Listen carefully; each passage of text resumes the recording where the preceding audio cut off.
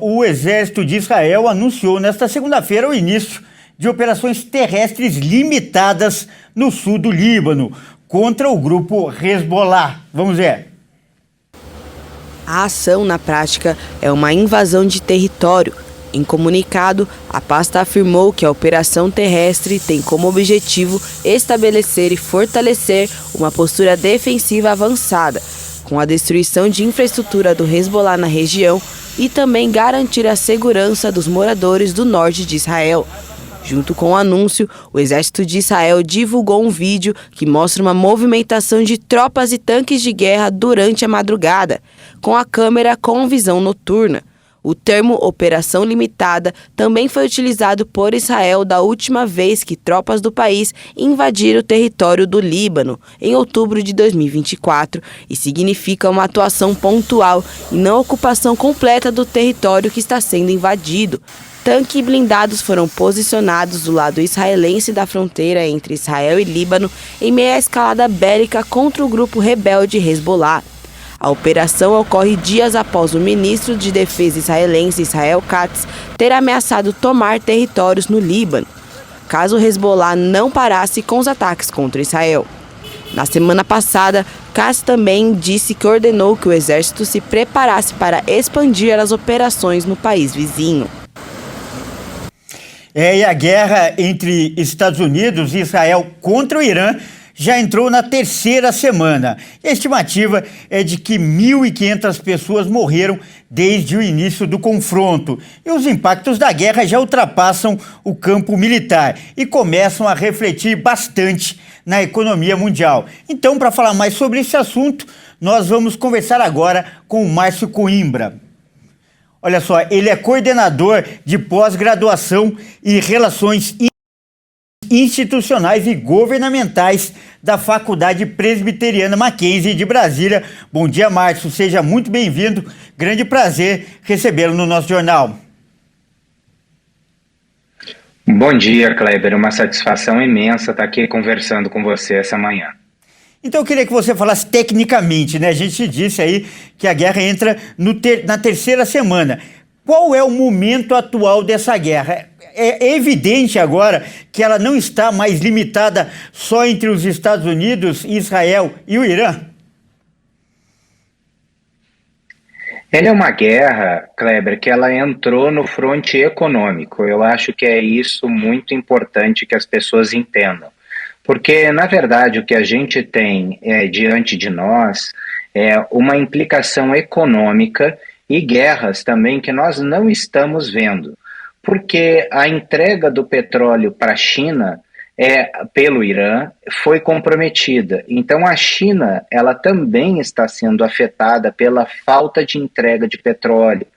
Há também desdobramentos em relação à guerra da Ucrânia, porque afinal de contas a Rússia é uma produtora de petróleo e com o aumento do preço do petróleo, Vladimir Putin consegue ter mais dinheiro para levar a sua operação para dentro da Ucrânia.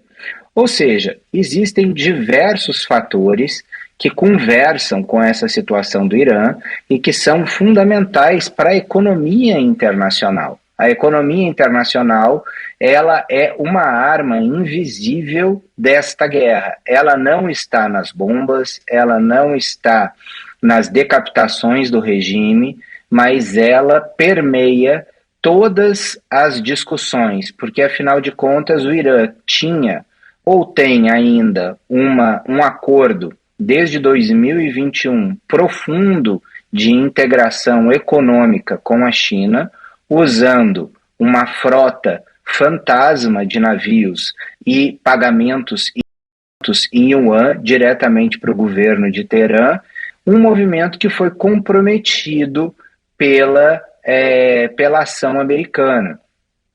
E a gente também tem, Kleber, agora a ilha de Karg, que está ali na costa do Irã e que é um pulmão petrolífero do Irã, ou seja, tudo passa pela ilha de Karg no que diz respeito ao petróleo do Irã. Então é o coração do petróleo iraniano e os americanos já estão bombardeando Karg. E por falar em impactos, no pior dos cenários, até que ponto podem chegar esses impactos, inclusive para o Brasil? Qual é a previsão mais alarmante em relação a esses impactos?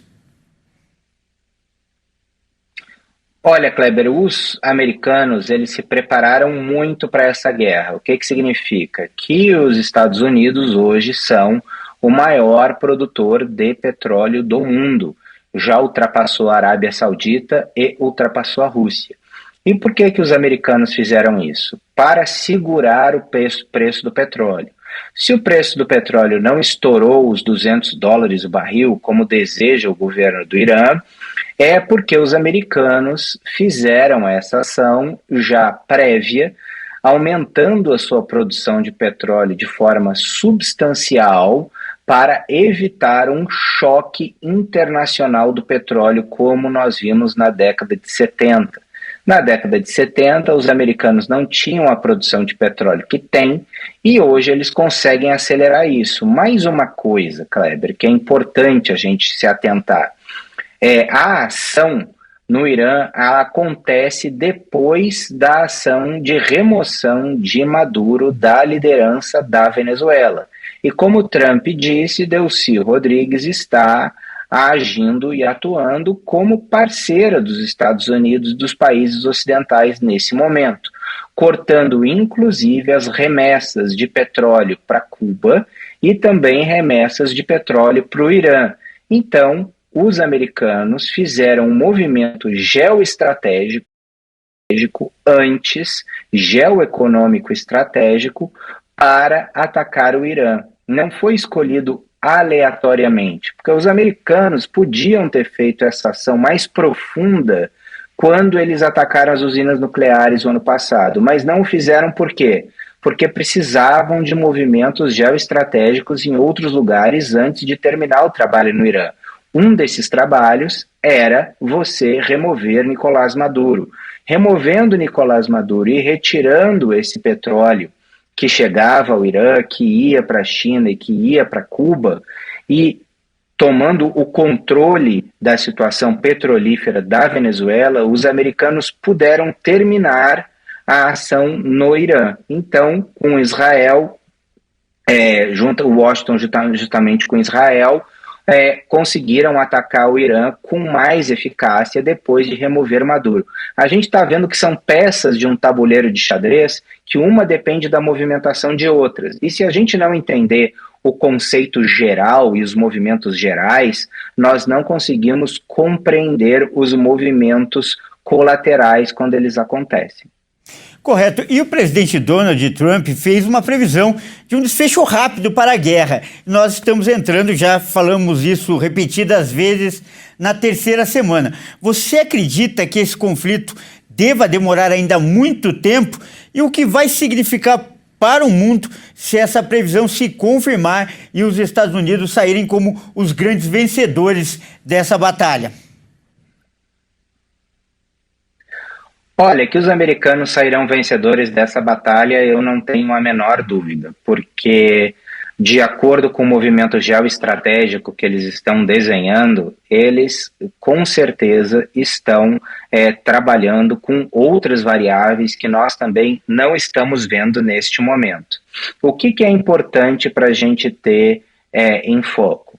Quais são os possíveis cenários de desfecho para o Irã? E eu escrevi isso recentemente, tenho falado em algumas entrevistas, que existem 4 saídas para o Irã neste momento. 4 saídas que são: a primeira, chamada de solução pretoriana, que é a guarda revolucionária tomar o controle do governo das mãos dos ayatolás, afastando os ayatolás para o seminário de Qom, deixando que eles consigam